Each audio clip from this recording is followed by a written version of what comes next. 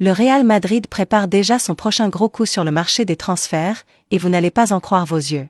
Oubliez les sommes folles, les Merengues auraient bouclé 3 transferts pour seulement 30 millions d'euros. Comment? En faisant revenir 3 pépites formées au club. C'est une stratégie incroyable, à la fois sportive, identitaire et économique. Je vous explique tout. D'abord, parlons de Nico Paz. À seulement 21 ans, l'Argentin est en train d'exploser en Serie A. Avec 6 buts et 6 passes décisives, il a une influence énorme sur le jeu et montre une maturité bluffante. Il semble déjà prêt à jouer un rôle important dès son retour au Bernabeu. Pour le Real, c'est un pari quasi sans risque. Un talent maison, déjà confirmé en Italie, récupéré pour une dizaine de millions. Une affaire en or. Mais Nico Paz ne revient pas seul. Son coéquipier Jacobo Ramon, défenseur central de 20 ans, s'est imposé avec une rapidité impressionnante. Parti l'été dernier, il a déjà convaincu tout le monde en Italie et attiré l'œil des dirigeants madrilènes. Dans un secteur où le Real cherche de la solidité et de la jeunesse, Ramon a le profil parfait. Il est jeune, formé au club, et capable de s'intégrer immédiatement dans la rotation.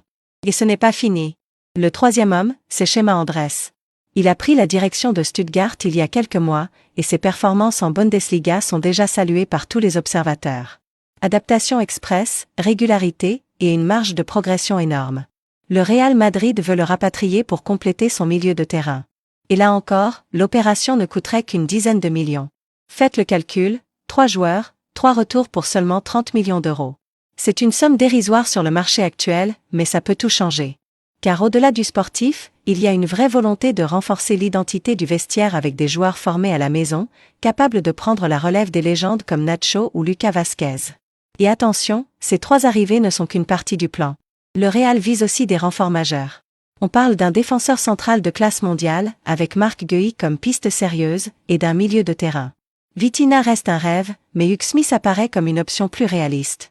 En clair, le Real Madrid prépare une petite révolution pour 2026.